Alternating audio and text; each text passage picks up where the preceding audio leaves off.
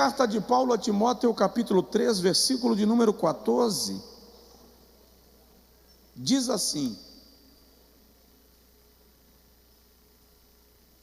tu, porém, permanece naquilo que aprendeste e de que foste inteirado, sabendo de quem o tens aprendido. Alguns irmãos se colocaram de pé, se os demais quiserem e puderem, por favor. Versículo 15: e que desde a infância sabes as sagradas letras, que podem fazer-te sábio para a salvação pela fé que há em Cristo Jesus. Toda escritura é divinamente inspirada e proveitosa para ensinar, para repreender, para corrigir, para instruir em justiça, para que o homem de Deus seja perfeito e perfeitamente preparado para toda a boa obra. Olha o capítulo 4, por favor, olha o capítulo 4. Conjuro-te diante de Deus e de Cristo Jesus, que há de julgar os vivos e os mortos pela sua vinda e pelo seu reino. Prega a palavra, insta a tempo e fora de tempo, admoesta, repreende, exorta com toda a longanimidade e ensino. Diga amém. Então diga comigo: Senhor, eu quero aprender. Amém. Podem sentar, meus amados. A Bíblia é o livro mais especial jamais visto no mundo. A palavra Bíblia literalmente significa conjunto de livros. Terça-feira passada falei com os irmãos aqui sobre algumas curiosidades e informações do texto das Sagradas Escrituras. A Bíblia é a biblioteca do Espírito Santo. É o livro dos livros. É a bússola que guia a nossa jornada. É fogo que queima a palha. É martelo que esmiuça a pedra. É o mapa do viajante. É o manual de vida daqueles que entendem que devem guiar a sua vida para cumprirem a vontade de Deus. A Bíblia é um livro inspirado por Deus e nós vamos falar disto.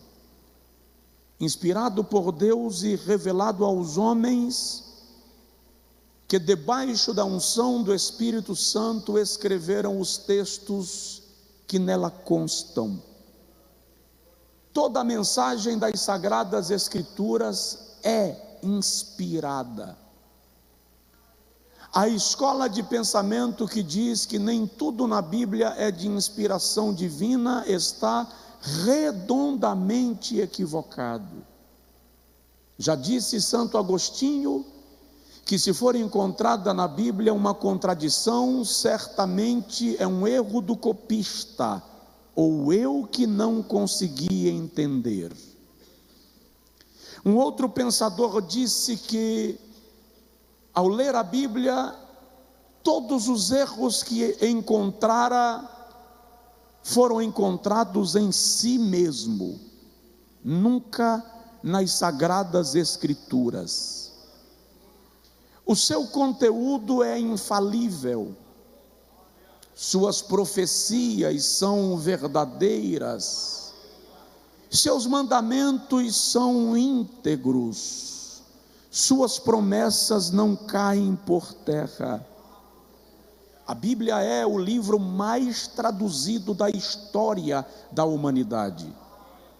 Incrivelmente, o mais perseguido, o mais questionado, o mais queimado, o mais rechaçado, mas o mais lido, o mais traduzido, o mais vendido. Cerca de 6 bilhões de exemplares da Bíblia estão espalhados nas casas das pessoas ao redor do mundo, das grandes metrópoles às menores aldeias. Deus sempre faz questão de fazer valer a sua palavra, que diz: a minha palavra não voltará para mim vazia, mas se cumprirá naquilo para que a enviei. Há um livro muito antigo, eu o tenho, e nesse livro há o depoimento de um missionário, um jovem norte-americano, que queria muito ser enviado para missões no continente asiático, e a sua igreja não tinha um plano de evangelização, um plano missionário para a Ásia.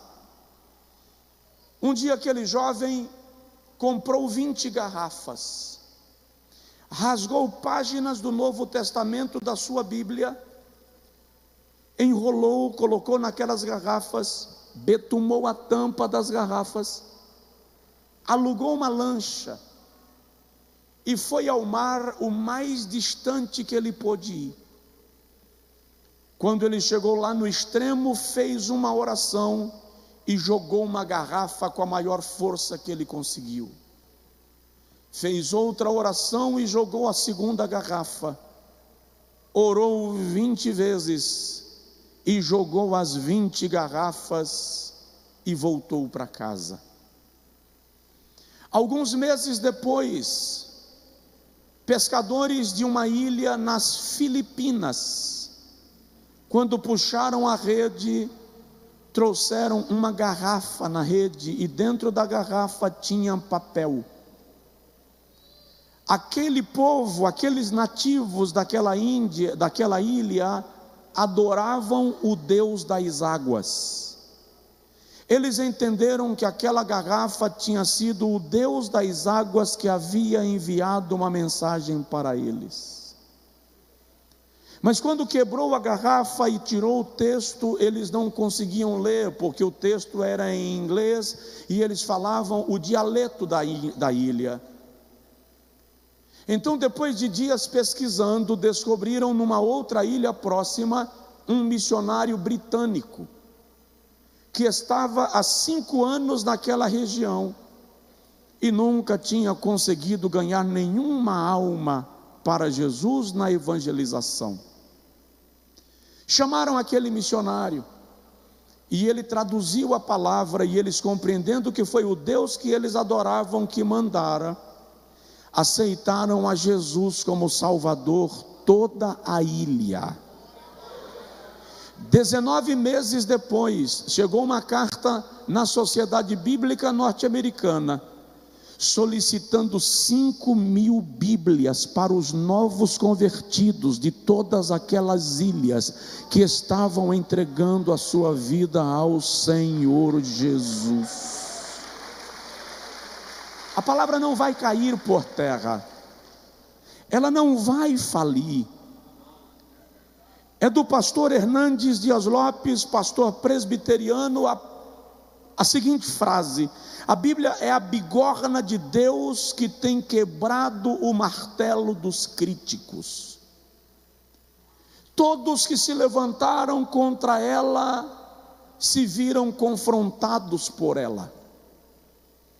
Em algum momento tiveram que se render a ela. Aliás, o biógrafo diz que Charles Darwin, o homem que é o pai da teoria da evolução, morreu segurando uma Bíblia no peito e pedindo a Deus que a sua alma fosse levada para a glória de Deus e não se perdesse.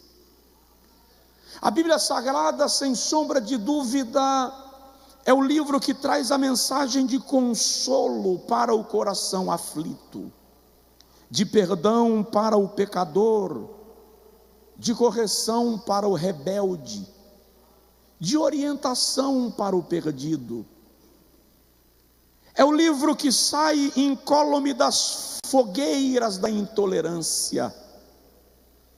É o livro que suporta as críticas tóxicas dos céticos, dos agnósticos, dos ateus e dos materialistas.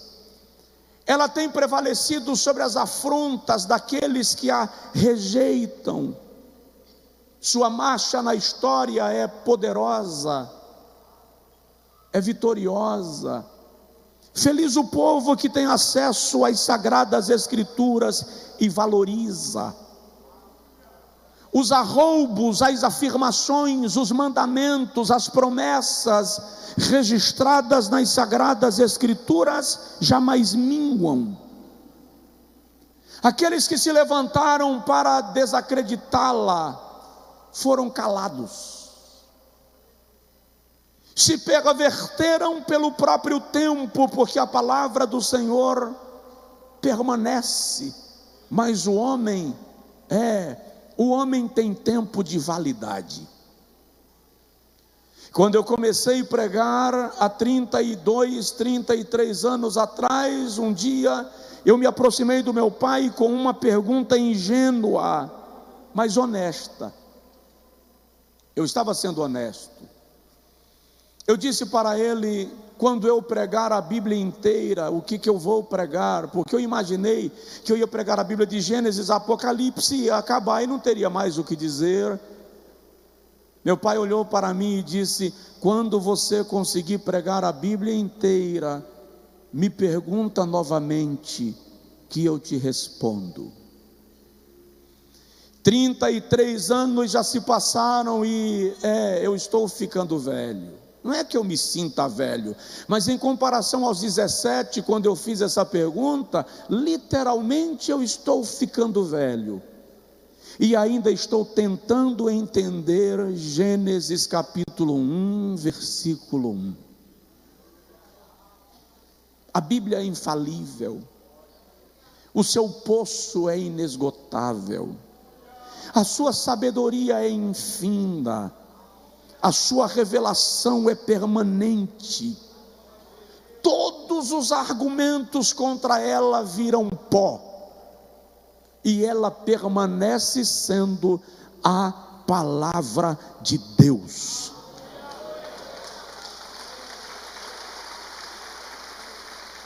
A Bíblia é sem dúvida a revelação de Deus.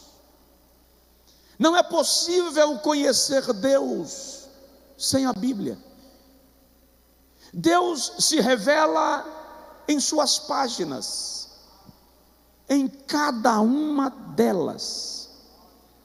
Tudo aquilo que nós precisamos e podemos saber de Deus está revelado nas sagradas escrituras. A sua palavra é verdadeira, é plenamente confiável, de modo que a Bíblia não precisa ser atualizada, nem reformulada, nem ressignificada. Ela é completa.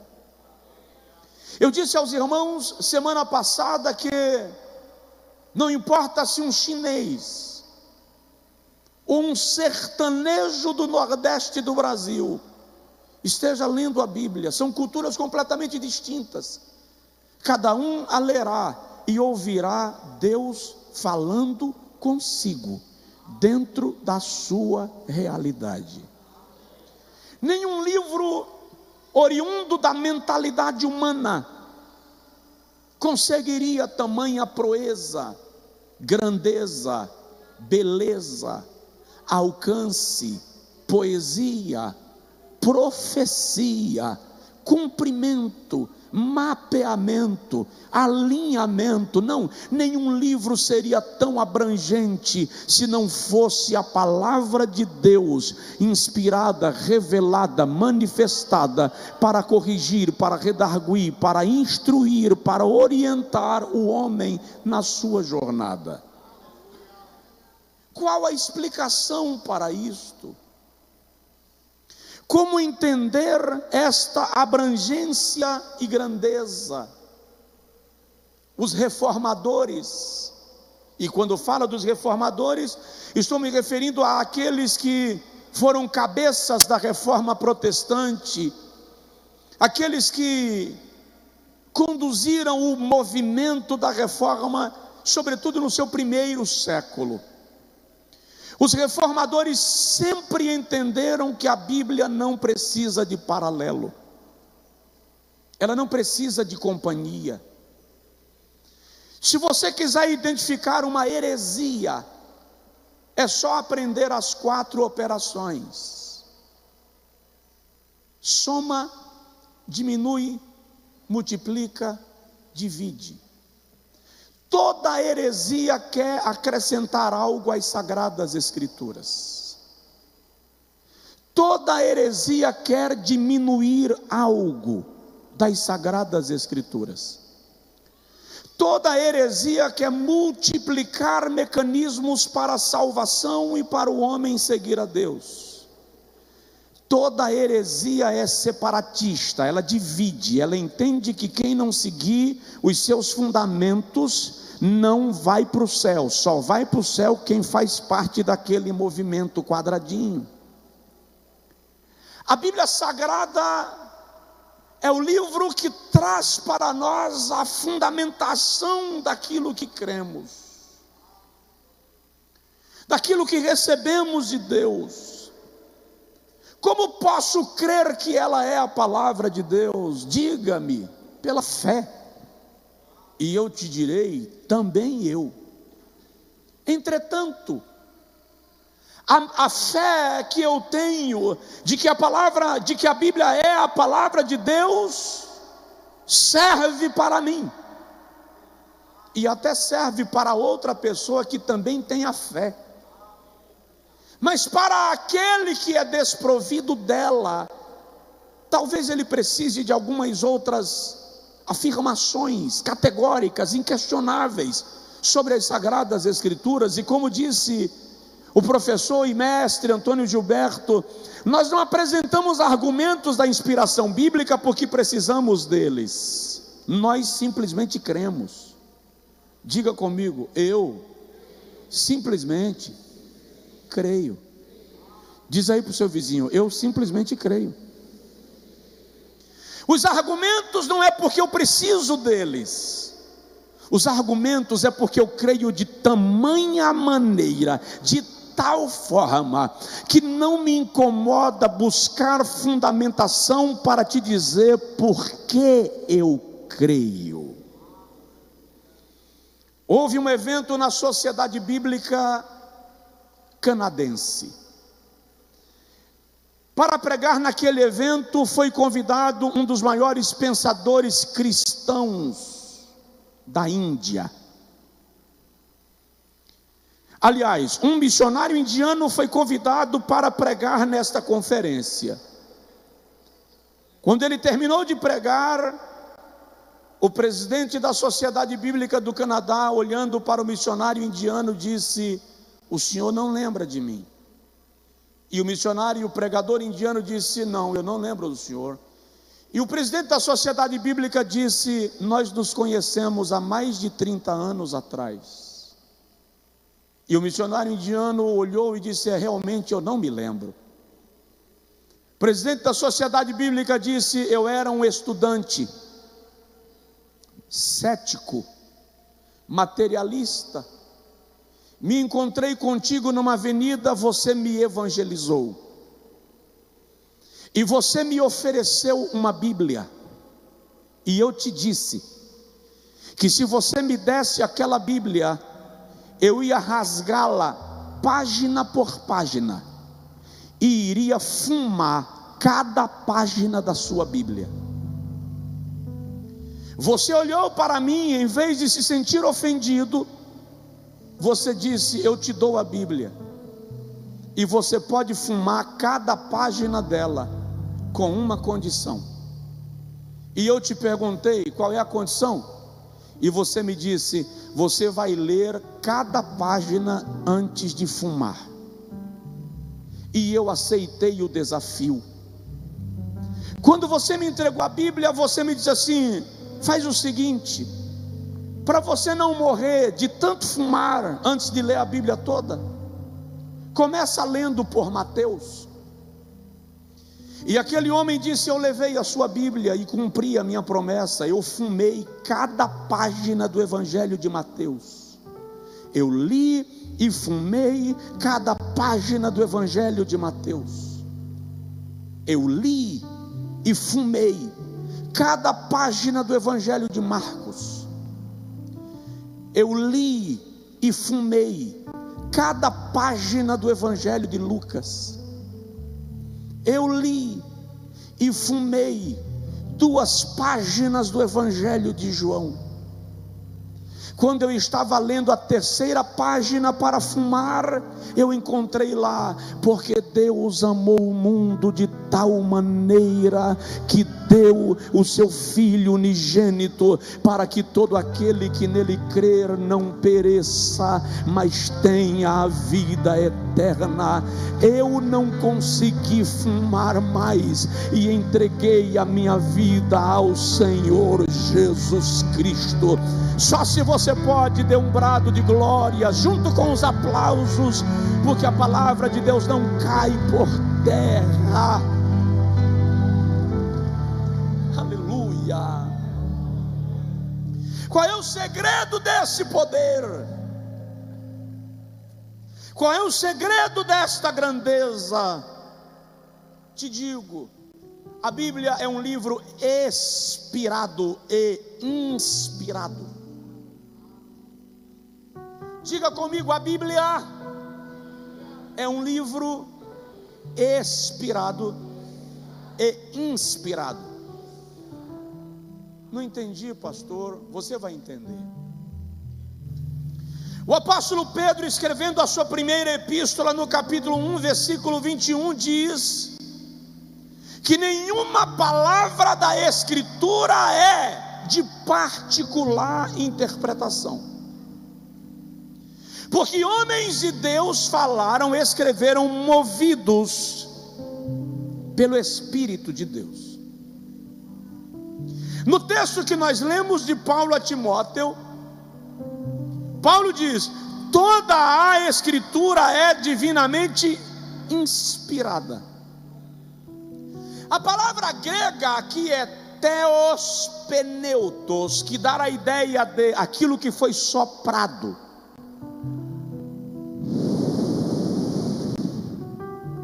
Presta atenção: o sopro, quando entra, é inspiração, mas quando ele sai de quem o inspirou, ele é expirado. Então a tradução correta seria: ele foi expirado de Deus e inspirado no homem. Não veio por vontade humana. Deus do seu âmago extrai a expressão da sua vontade, e na expressão desta vontade Ele sopra nos escritores aquilo que Ele está querendo comunicar, aquilo que Ele está querendo revelar. Preste atenção nisto. Você pode até questionar: como eu vou crer que ele foi soprado por Deus? Eu te darei ao longo das semanas alguns sinais disto, mas eu vou te dar hoje apenas um. Os escritores sagrados não conseguiram omitir nem os seus próprios fracassos. Davi não conseguiu esconder seus pecados. Salomão não conseguiu esconder sua idolatria e quebra da aliança. Abraão não conseguiu negar os momentos que ele tropeçou na trajetória. Isaac não conseguiu esconder os dias que ele fraquejou. Moisés, o escritor do Pentateuco, o maior legislador da Bíblia, um dos maiores da história, não conseguiu negar que não entrou na terra prometida porque quebrou uma ordem divina. Paulo não escondeu seu passado. Pedro não escondeu a sua negação. Nem a incredulidade de Tomé foi negada. porque é Deus quem está inspirando os escritores, e porque Deus não escondeu os pecados desses camaradas, para servir de sinal para mim e para você, de que apesar de nós, a sua misericórdia é abundante, o seu amor é pleno, e Ele é capaz de nos trazer de volta à sua presença. Você consegue dar glória a Deus? O Senhor os capacita. Eles não têm o direito de omitir nem os seus próprios passos fora da linha. O Senhor os direciona. É o Senhor quem fala, e de maneira abrangente. Com isso nós compreendemos, dentro dos corredores da teologia cristã, que a Bíblia tem autoria dual. O que significa autoria dual? Ela é de revelação divina compartilhada com os homens. Deus utilizou-se de homens para trazer a revelação da sua palavra. A palavra inspirado, já disse, é como soprar. Ele sopra no homem aquilo que deseja comunicar. E é muito interessante que Deus não precisa colocar o homem em transe para se comunicar através dele. Deus não anula as faculdades mentais, a capacidade cognitiva, muito pelo contrário, Ele se utiliza dos dons e talentos que deu ao homem para trazer a revelação da sua palavra. Presta atenção. Eu escrevo, e esses dias eu estava conversando com um renomado escritor no Brasil, e eu perguntei para ele: deixa eu ver se você tem o mesmo problema que eu tenho. Eu termino de escrever o livro, e cada vez que eu leio, eu corrijo, e na correção eu acabo escrevendo quase outro livro, eu mudo o livro todo. É tanto que eu cheguei à conclusão que se eu ficar lendo para corrigir, eu nunca publico e nunca termina. Ele disse: vivo o mesmo problema, e eu tive que me convencer. Ele disse que aquilo que não deu para compartilhar nesse, eu compartilho no próximo. Por quê? Porque a mente do homem é limitada, recebe a informação e o conhecimento por doses, às vezes homeopáticas. De Gênesis até nós, tem-se aproximadamente 6.000 anos. Ninguém ousou reescrever Gênesis. Ninguém ousou reescrever o Êxodo. Quantos rabinos tomados de sabedoria e inteligência, e eles não conseguiram reescrever o Êxodo. Números. Você pode falar em livros da tradição judaica, oriental, histórica, como o Talmud, a Midrash e outros livros consultados pelos sábios judeus, mas ninguém ousa dizer que o Pentateuco é incompleto.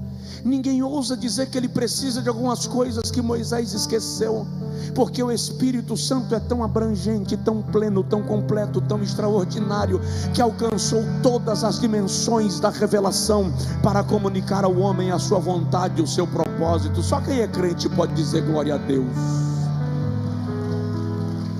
E pelo amor de Deus, quando eu disser só quem é crente, eu não estou falando crente no sentido religioso da palavra, eu estou falando no sentido daquele que crê.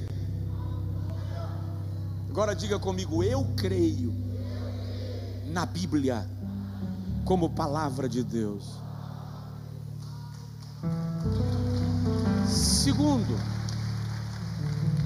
Segundo, e eu termino. Qual a explicação para a Bíblia ser tão abrangente, plena, poética, profética, extraordinária? Ela revela unidade na diversidade. É incrível a harmonia e unidade do texto sagrado. A Bíblia Sagrada, preste atenção, eu estou ministrando toda segunda-feira aulas num curso bíblico que nós estamos ministrando chamado Mentoria Bíblica. Na mentoria bíblica, eu estou estudando com os nossos alunos, centenas de alunos, livro por livro, mostrando, por exemplo, como cada livro foi organizado por seções literárias. Cada capítulo tem seções literárias. E sabe o que é extraordinário? Êxodo começa a partir do ponto que Gênesis terminou. Levítico começa a partir do ponto de que Êxodo parou. O que eu quero dizer com isso? Existe sincronia. Ah, mas foram todos escritos por Moisés. Beleza. Josué começa exatamente onde Deuteronômio para. Ah, mas Josué foi discípulo de Moisés. Legal. Juízes começa exatamente dando sequência ao livro de Josué. E olha que há uma distância enorme no tempo.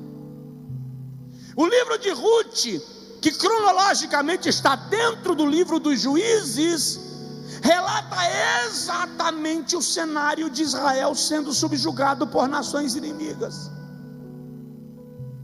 Ou seja, há uma harmonia e uma sincronia, eu diria, tão escandalosa, que até as aparentes contradições desaparecem quando você compreende o texto que está sendo comunicado ao nosso coração. E o que é extraordinário nisto? O que é extraordinário nisso é que a existência da Bíblia até os nossos dias é um fenômeno. Por que um fenômeno? Diocleciano, o imperador de Roma, determinou a destruição de todos os livros que existissem no território do império, que fossem usados pelos cristãos. Haviam pilhas de Bíblias sendo queimadas, de rolos, de pergaminhos, e nem assim conseguiram extinguir as sagradas escrituras.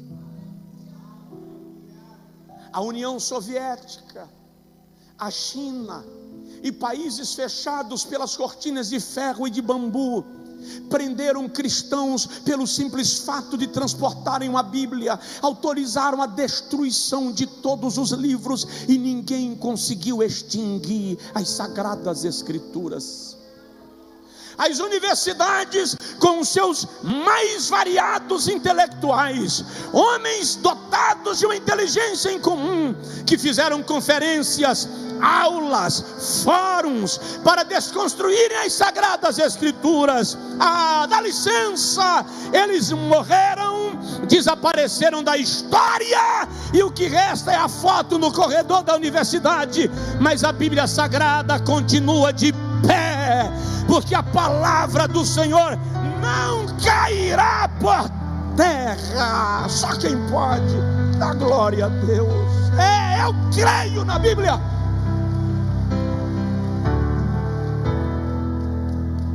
Eu creio na palavra de Deus. E observe, cerca de 40 escritores participaram da elaboração do texto. A maioria deles sequer se conheceu. E eles não entram em contradição. Convide os 40 melhores escritores do planeta. Coloque cada um deles num quarto de hotel ou numa fazenda com todo o conforto do mundo e peça para eles escreverem um livro de ética e moral. E depois reúne os 40 textos e veja se eles se complementam.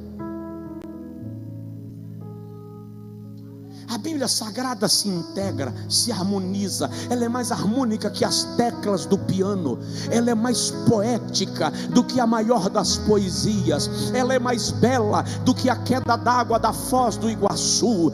Ela é mais linda e encantadora do que qualquer fenômeno na terra. Eu só posso dizer que Deus quis se revelar aos homens, e recebe aí: Deus te ama tanto, Deus te ama tanto, que está nesta noite falando com a tua alma através da palavra de Deus. Então você não precisa ler a Bíblia. O Senhor é meu pastor, nada me faltará. Mas era para Davi, né? Meu nome é Epafrodito, meu nome não tem nada a ver comigo. Tem. Você pode declarar, você pode reivindicar, você pode se apropriar da palavra e dizer: o Senhor é o meu pastor, nada me faltará.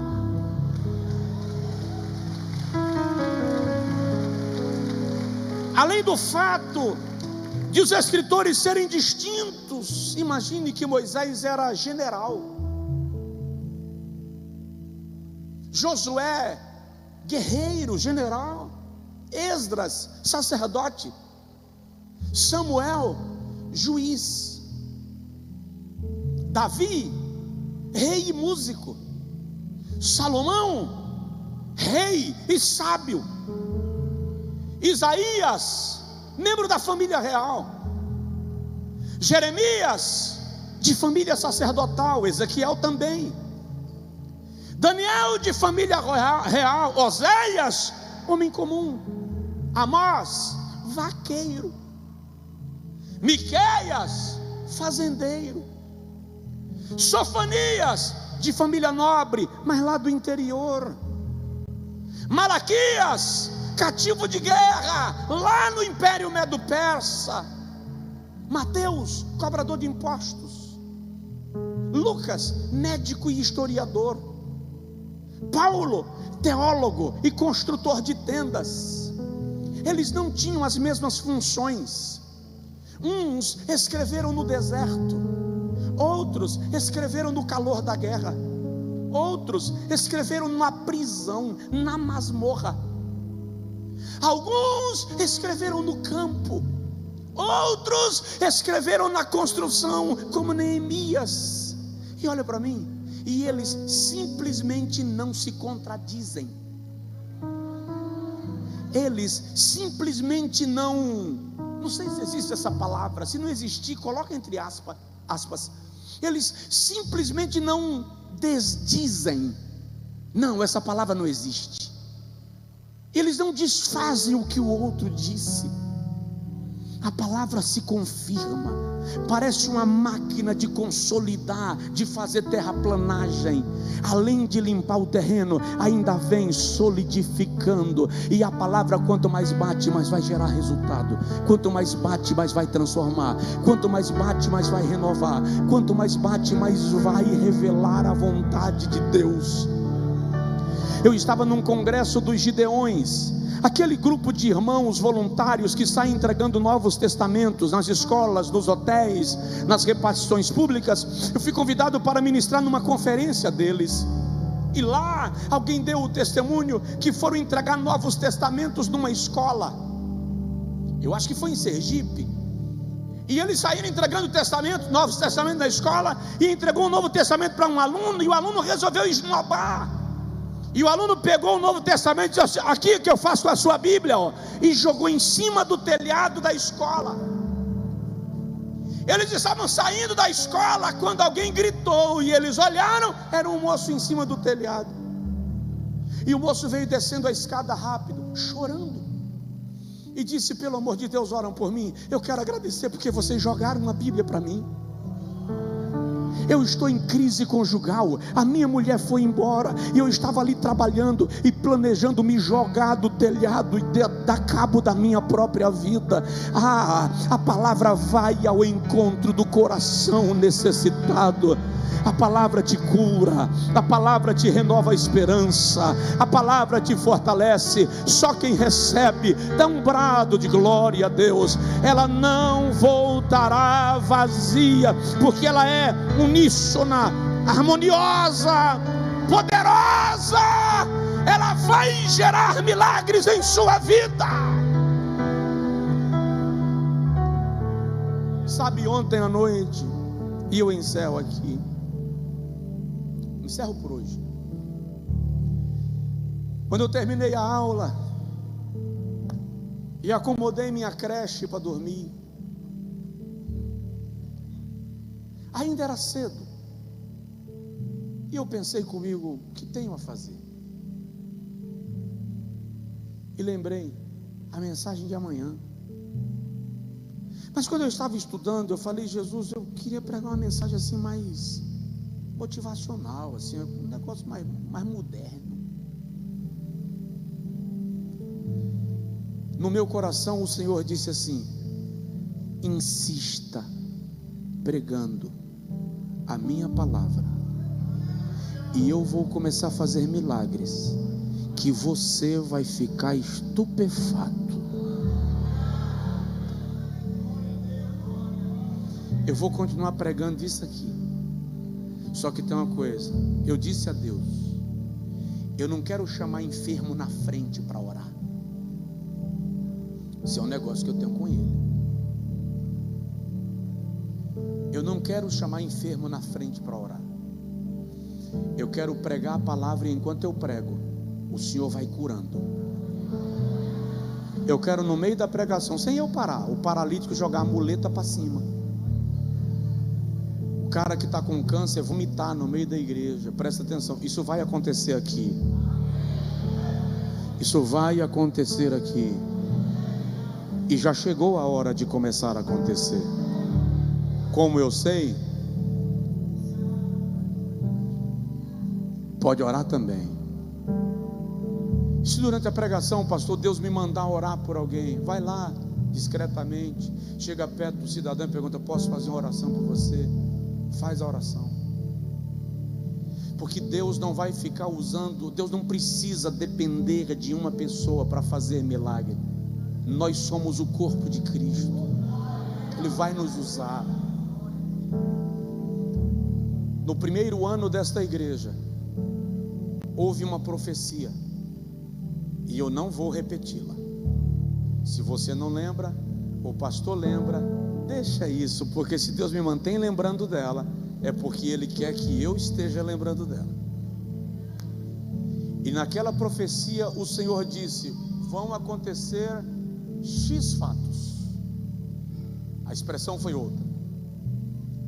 E os X fatos que o Senhor disse já se cumpriram.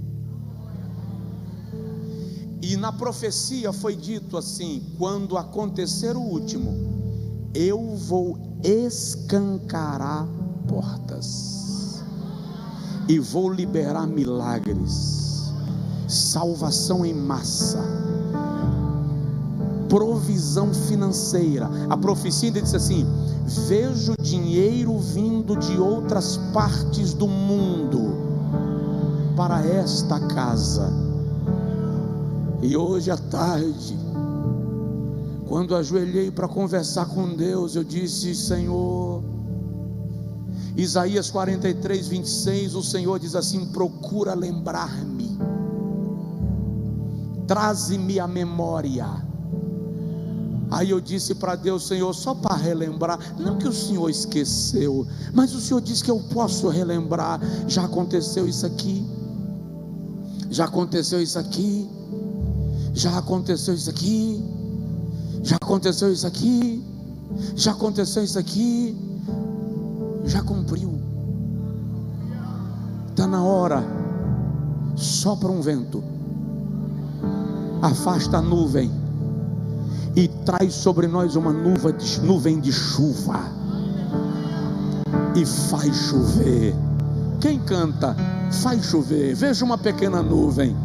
Vocês lembram que no primeiro ano da igreja esse era o louvor oficial da gente?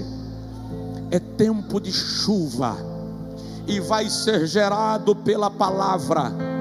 E ouça o que eu estou lhe dizendo: Deus permite alguém pisar no barro até que o processo de transformação do barro em vaso se concretize. Mas depois que concretiza, agora ninguém toca mais, porque o vaso está preparado e Deus vai encher e usar.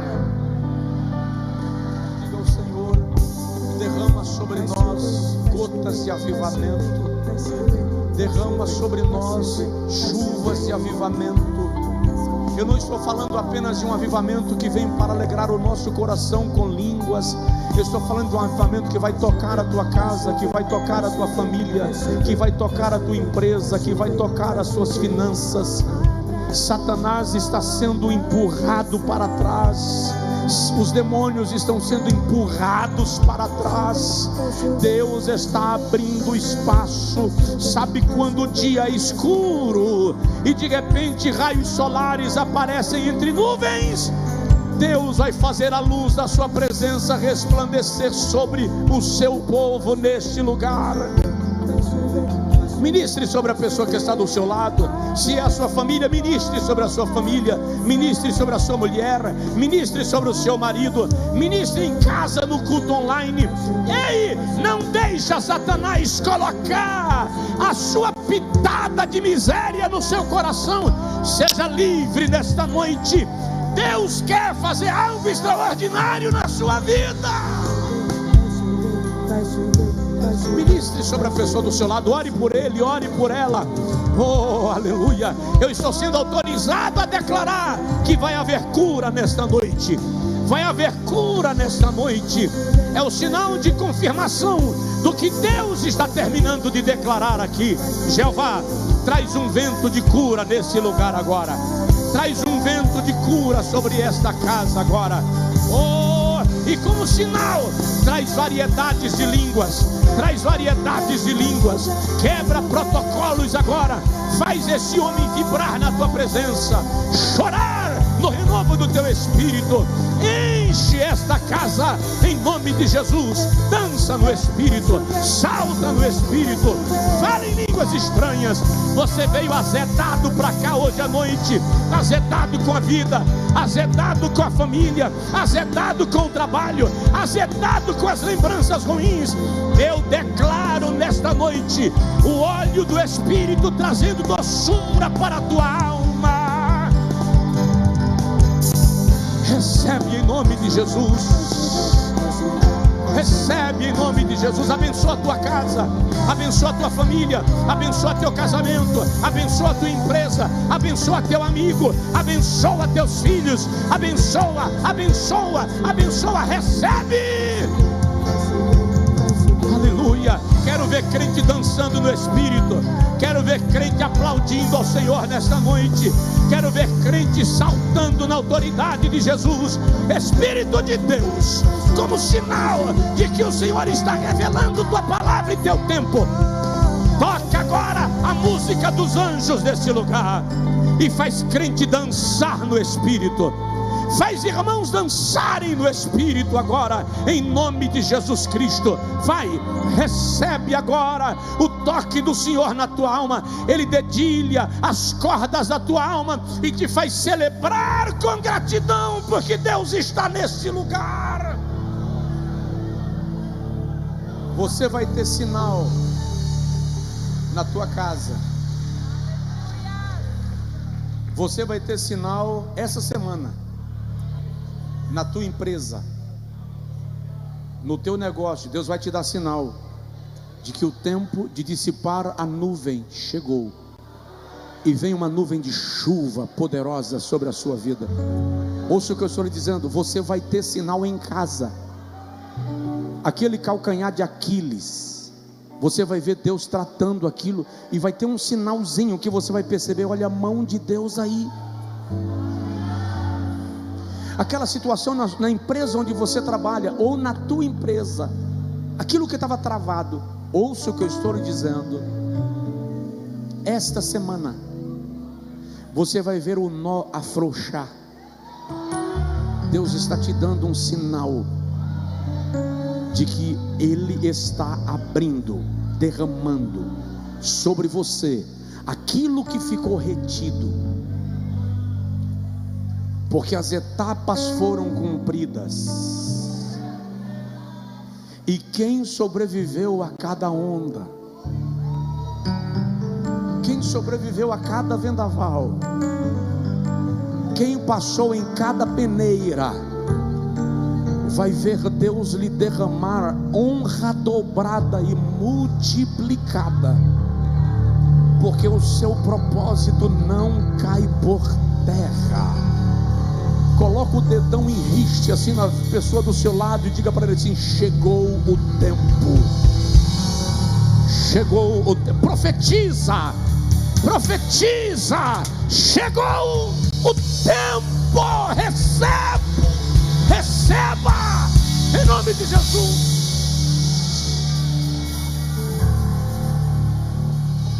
Ei, marabadagai, louva, surio, mandagabahandu, rabagai.